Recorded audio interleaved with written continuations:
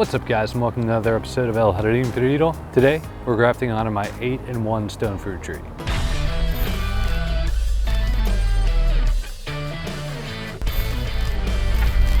Okay, so behind me I have my 8-in-1 stone fruit.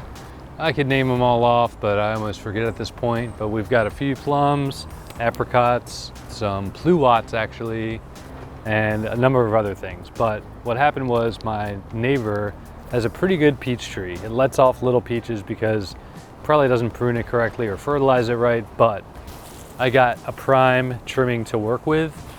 And being that I have such a variety of scions to choose from, I have some pretty thick ones, I'm actually gonna get pretty drastic on pruning one of these branches, but I'm gonna prune onto something a little smaller, probably a little bigger than pencil thin. It'll be a nice healthy graft. It's gonna push a lot of growth in. We're in spring now. We're about to go into May, so things are pushing out growth.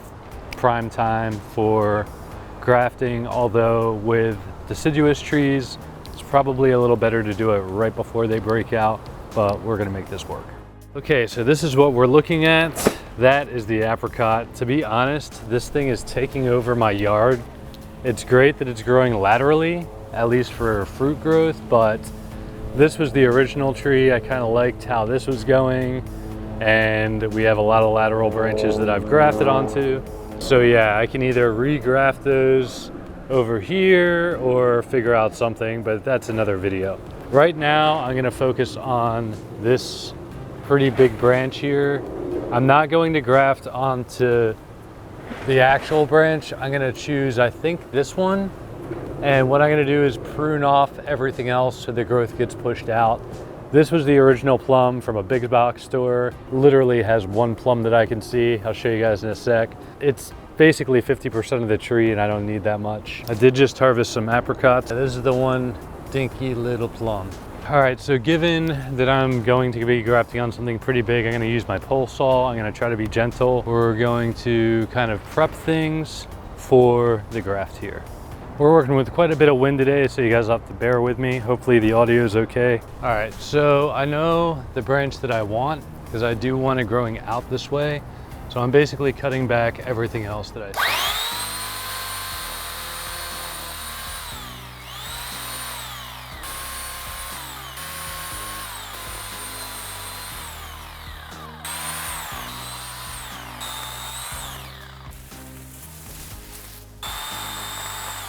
We're almost done here. And that should be perfect. So when I'm done here, I'm going to clean this up a little more. For where we're gonna be grafting, I'm gonna hand saw onto there. And yeah, all that growth should be pushed out. All right, so we're gonna start with the rootstock. And this is just isopropyl alcohol, but you wanna treat this like surgery. And you always want to sanitize your tools, especially if you graft a lot, crossing different cultivars and stuff. If you catch blight or something, you don't want to pass that along. So we're just going to take this down here. A little pruning tip, you always want to kind of make sure you get the circumference or at least the opposite side when you're cutting to make sure it doesn't split.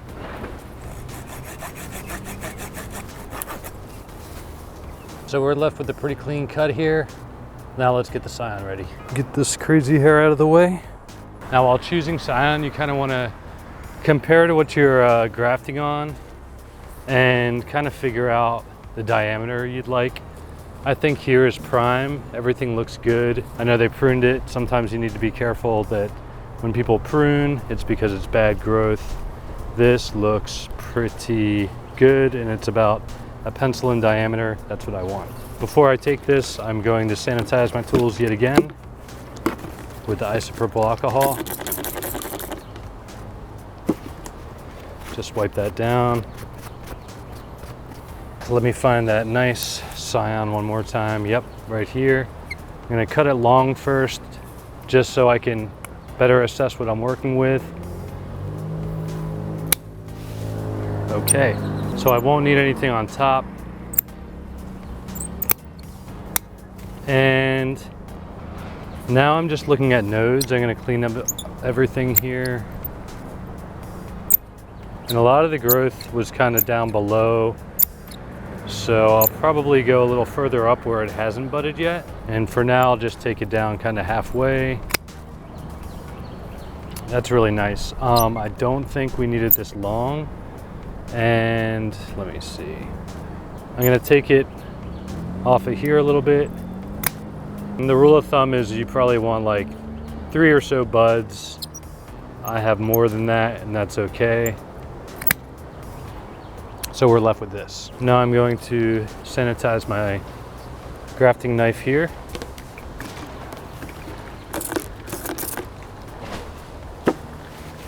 Wipe that down.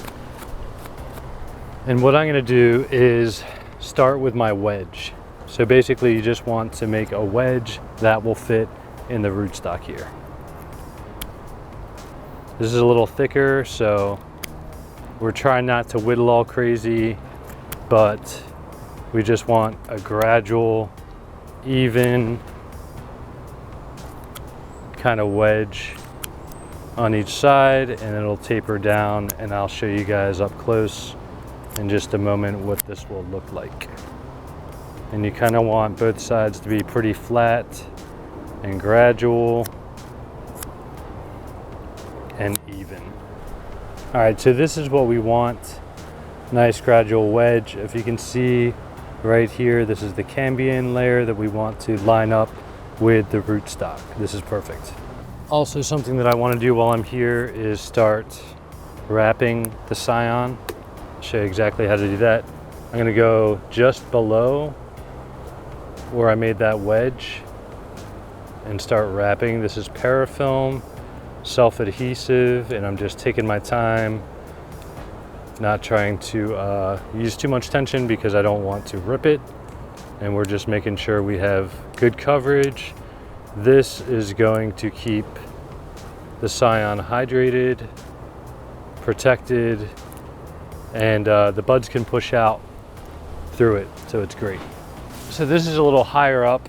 I'll show you guys a close-up when I'm done, but I can't exactly get the camera up there right now. But basically, we're just cutting a wedge into the rootstock, and I'm already seeing that this is some pretty hard wood, so I'm gonna baton it. That's why these grafting knives are awesome, because you can actually baton. And just making sure I'm going in far enough.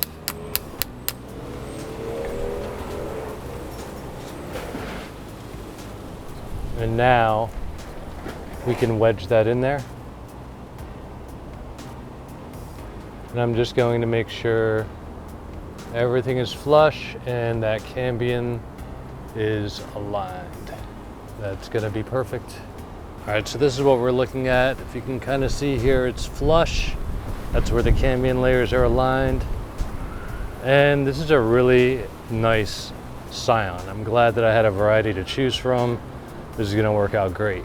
Now what we're gonna do is get some planting tape, and we're gonna start tying it down here and wrap all the way around to make sure we get full coverage around all of this. Put some pressure on here to make sure nothing moves or gets shifted. If any birds decide to perch on this, hopefully they don't. It will ensure that it stays in place. So this will be my grafting tape. Pretty simple stuff, all planter's tape. And it's not quite as, I got it on Amazon, it's not quite as durable and thick as what I usually get, but we will make it work. It is less delicate than parafilm.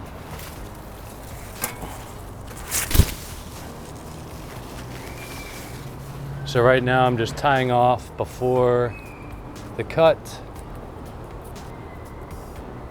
Make sure that's tied off nicely. And then what I'm gonna do is just keep wrapping. And before you even wrap, make sure everything's lined up how you need it. And we're just going to keep wrapping up. Okay, now we're kind of approaching the scion, so we'll wrap around there a little bit. What I like to do is tie that off, and then I'll come through in that area with some of that parafilm and just make sure everything's sealed. Other people sometimes use beeswax, things of that nature. I've got to admit, this planter's tape is a little frail, but I think it'll do the job okay. So now I'm just reinforcing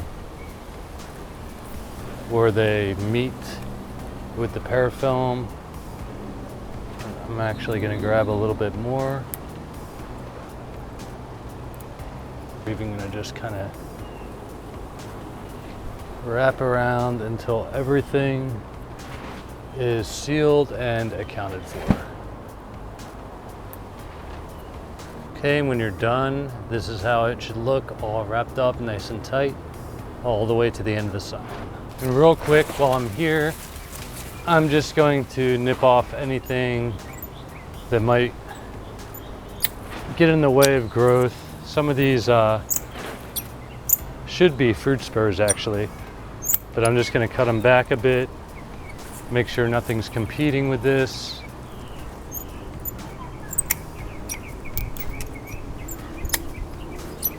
I think that we cut off a significant amount, significant enough that a lot of this growth will be pushed out towards the tip here. I'm just going to go ahead and take off anything, fruit spurs or not. I have enough tree to work with.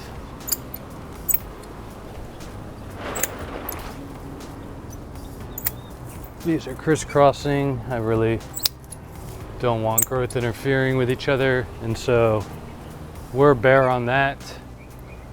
And then I'm going to take care of some of these shoots where the branch starts, and that should do it. Enough will be focused in this direction that will be good. Making sure all my cuts are pretty clean.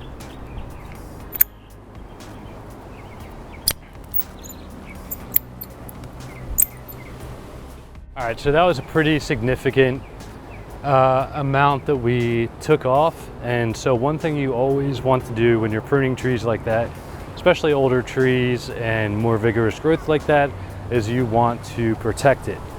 I do this with IV Organic, has a product. It's a 3-in-1 pin guard, but you can use this for sun skull, but you can also use it for pruning. It's also protective.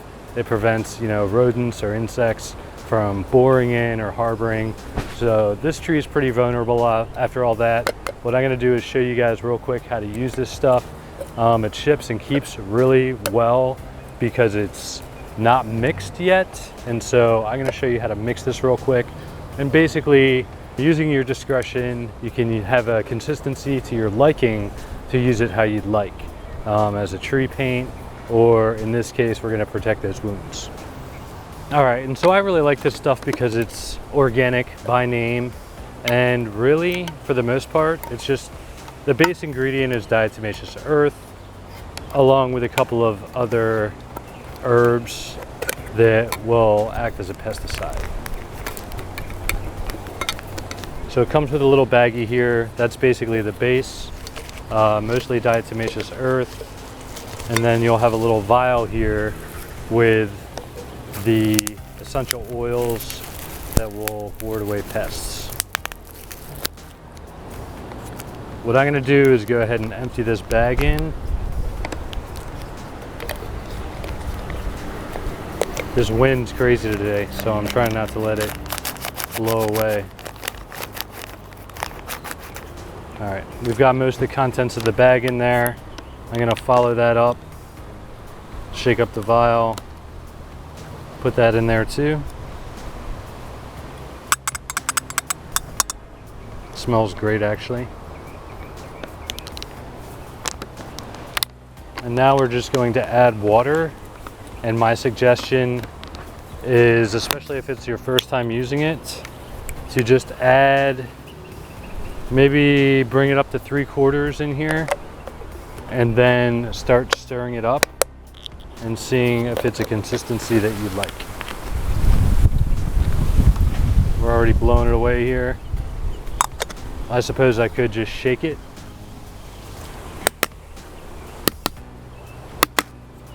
only because the wind's so crazy. And give that a nice vigorous shake.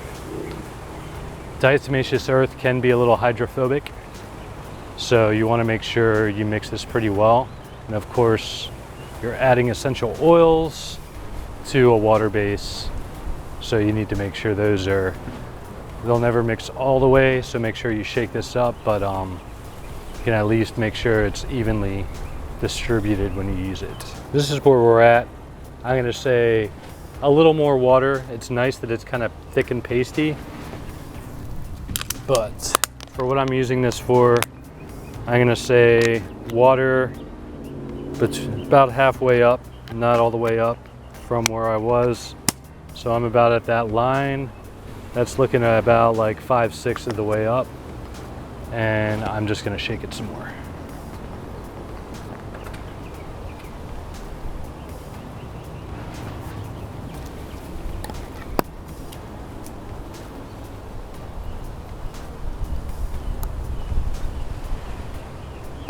And that's a much more desirable consistency.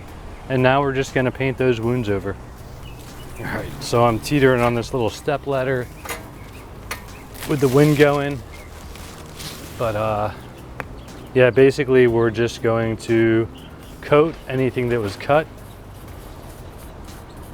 If you're going along and you see any other kind of wounds or anything like that, go ahead. I've got a split here, maybe from too much rain at some point. We're going to do our best to patch these up.